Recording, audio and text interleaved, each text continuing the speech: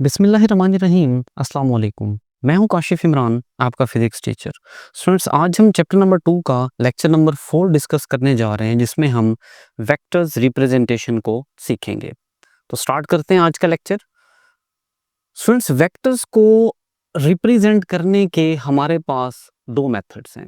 Method number 1 हमारे पास आता है symbolic method, and method number 2 हमारे पास है स्टूडेंट्स ग्राफिकल मेथड। पहले हम बात कर लेते हैं सिंबॉलिक मेथड की। स्टूडेंट्स, प्रीवियस लेक्चर्स में हमने ये डिटेल से सीखा है कि वेक्टर्स क्वांटिटीज ऐसी क्वांटिटीज हैं जिनको डिफाइन करने के लिए हमें मैग्नीट्यूड भी चाहिए, यूनिट भी चाहिए और डायरेक्शन भी चाहिए। तो वेक्टर क्वांटिटीज को रिप्रेजेंट अगर करना हो तो उसकी सिंबॉलिक रिप्रेजेंटेशन हम कैसे करेंगे स्टूडेंट्स? उसके लिए बहुत सिंपल कॉन्सेप्ट है। आपने अल्फाबेट लिखना है, ए टू जी, एनी अल्फाबेट, कोई अल्फाबेट लिखे और उसके ऊपर आपने एरो हेड लगाना है। तो जब आप किसी अल्फाबेट के ऊपर एरो हेड लगाएंगे तो ये हमारे पास वेक्टर की सिंबॉलिक रिप्रेजेंटेशन का मेथड है।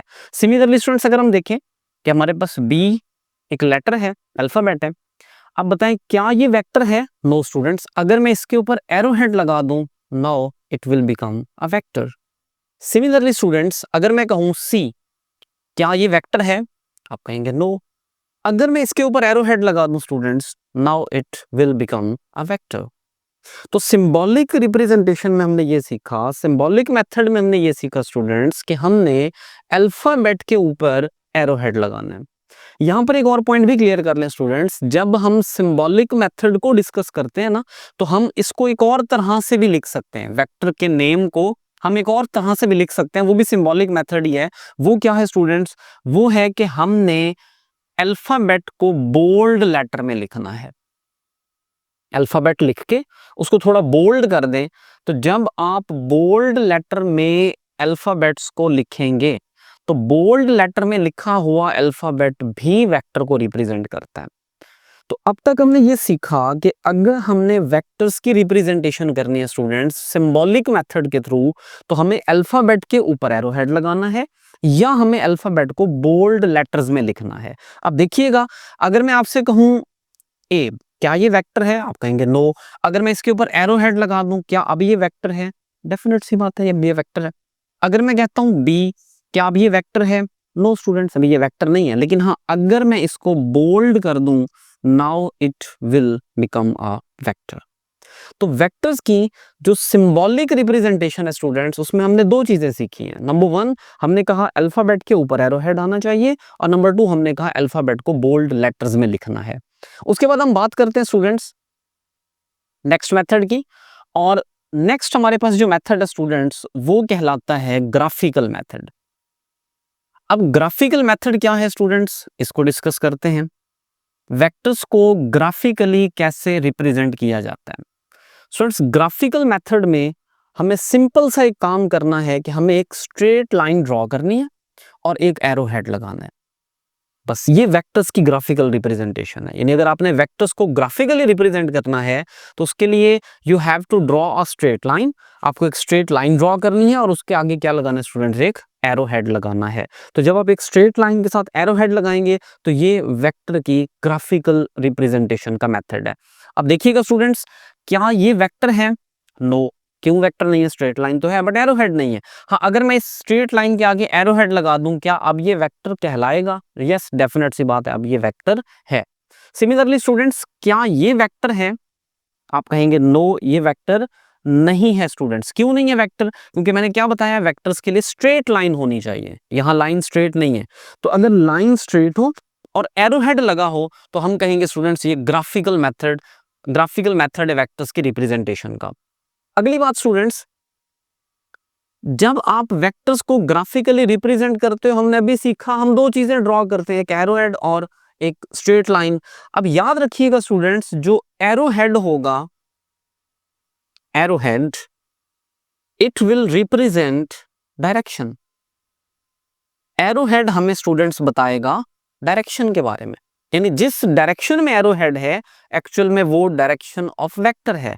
और सिमिलरली स्टूडेंट्स, जो लाइन ऑफ लेंथ है, इस लाइन की जो लेंथ होगी वो हमें स्टूडेंट्स बताएगी अबाउट मैग्नीट्यूड। अब सिंपल सा कॉन्सेप्ट है स्टूडेंट कि अगर आपके पास दो वेक्टर्स कुछ इस तरह से ड्रॉ किए गए हैं कि एक वेक्टर ए है और दूसरा वेक्टर बी है, और आपसे पूछा जाता है स्टूडेंट्स बताएं कि इस वेक्टर ए में और इस वेक्टर बी में क्या कोई डिफरेंस है, आप फौरन कहेंगे सर इनकी डायरेक्शन सेम है, बट वेक्टर ए की लेंथ ज्यादा है, इट मींस इसकी मैग्नीट्यूड ज्यादा है, और वेक्टर बी की लेंथ कम है, what does it mean, it means इसकी मैग्नीट्यूड कम है। तो हमें पता चला वेक्टर्स को जब हम रिप्रेजेंट करते हैं उसकी जो लेंथ है वो हमें मैग्नीट्यूड बताती है, length greater magnitude greater, length कम मैग्नीट्यूड कम। लेकिन यहां एक और बड़ा इंपॉर्टेंट क्वेश्चन है स्टूडेंट्स, व्हाट अबाउट जब लेंथ 1 किलोमीटर हो, 10 किलोमीटर हो, 100 किलोमीटर हो, क्या हम 100 किलोमीटर की लाइन ड्रॉ कर सकते हैं? Is it possible for us to draw on the page? No students, ये हमारे लिए पॉसिबल नहीं है। अब हम क्या करेंगे इस केस में, हम क्या करेंगे उसके लिए देखिएगा स्टूडेंट्स, आपने एक सिंपल सा कॉन्सेप्ट अप्लाई करना है, मैं आपको वो कॉन्सेप्ट सिखाता हूं। लेट्स से आपके पास 10 किलोमीटर की लेंथ है। अब 10 किलोमीटर की लेंथ को आप कैसे ड्रॉ करोगे ग्राफिकल मेथड में? सिंपल सा कॉन्सेप्ट है स्टूडेंट, आपने 10 किलोमीटर को लेट कर लेना है 10 सेंटीमीटर के इक्वल। और ये कोई रूल नहीं है कि आप 10 सेंटीमीटर ही लेट करें, आप 5 सेंटीमीटर भी कर सकते हैं, आप 20 सेंटीमीटर भी कर सकते हैं। यानी जो लार्ज मैग्नीट्यूड है, जो बड़ी मैग्नीट्यूड है, आपने उसको स्मॉलर यूनिट स्मॉलर वैल्यू में लेट कर लेना है। अब स्टूडेंट्स आप क्या करोगे, अब आपने 10 सेंटीमीटर का वेक्टर ड्रॉ करना है। अब है ये वेक्टर आपने जो ड्रॉ किया है वो 10 सेंटीमीटर का, but it will represent 10 kilometre, क्योंकि आपने लेट किया हुआ, आपने स्केलिंग की हुई है, एक सूटेबल स्केल लेट कर लिया। तो जब स्टूडेंट्स आप एक सूटेबल स्केल लेट कर लेंगे तो लार्जर मैग्नीट्यूड को भी आप बड़ी आसानी से ग्राफिकल मेथड में रिप्रेजेंट कर सकते हैं। लास्ट में स्टूडेंट्स हम देखते हैं कि हम वेक्टर्स की मैग्नीट्यूड को कैसे रिप्रेजेंट कर सकते हैं। तो वेक्टर्स की मैग्नीट्यूड को भी रिप्रेजेंट करने का मेथड आप लोगों को आना चाहिए। वेक्टर्स की मैग्नीट्यूड को रिप्रेजेंट करने के लिए स्टूडेंट्स आपने सिंपल अल्फाबेट लिखना है। अब हमने अभी सीखा था कि अगर अल्फाबेट के ऊपर एरो हेड है तो ये वेक्टर है, अगर अल्फाबेट को बोल्ड करके लिखा हुआ है तो ये भी वेक्टर है। अगर आपने अल्फाबेट को सिंपल लिखा है, ना उसको बोल्ड किया ना उसके ऊपर एरो हेड आया, तो अब ये जो ए है स्टूडेंट्स ये रिप्रेजेंट करेगा मैग्नीट्यूड को, और ये स्टूडेंट्स दोनों हमारे पास क्या हैं, ऑब्वियसली वेक्टर्स हैं। तो हमने क्या सीखा स्टूडेंट्स, मैग्नीट्यूड ऑफ वेक्टर को कैसे रिप्रेजेंट करना है, आपने सिंपल अल्फाबेट लिख के। और हाँ, यहाँ पर एक और पॉइंट भी बताता चलूं आपको स्टूडेंट्स कि जब आपने मैग्नीट्यूड लिखनी है तो मैग्नीट्यूड को लिखने का एक मेथड ये भी है कि आप वेक्टर लिख के उसके साइड पे 2 बार लगा दें। इस तरह भी आप वेक्टर की मैग्नीट्यूड को रिप्रेजेंट कर सकते हैं। तो मैग्नीट्यूड को लिखने के हमने 2 मेथड सीखे। मैग्नीट्यूड आप कैसे लिखेंगे, सिंपल अल्फाबेट लिख दें या वेक्टर की साइड पे 2 बार लगा दें, ये मैग्नीट्यूड लिखने का मेथड हो गया। सिंबॉलिक मेथड में हमने 2 चीजें सीखी। हमने कहा सिंबॉलिक मेथड में आप अल्फाबेट के ऊपर एरो हेड लगा दें या अल्फाबेट को बोल्ड लेटर में लिख दें, ये वेक्टर की सिंबॉलिक रिप्रेजेंटेशन है। वेक्टर की ग्राफिकल रिप्रेजेंटेशन हमने क्या सीखा कि हमने एक स्ट्रेट लाइन लगानी है और स्ट्रेट लाइन के आगे क्या लगाना है स्टूडेंट्स, एरो हेड लगाना है। उम्मीद है यहां तक का लेक्चर आपको अच्छे से समझ आ गया होगा। आपसे मुलाकात होगी इंशाल्लाह नेक्स्ट लेक्चर में, तब तक के लिए अल्लाह हाफिज।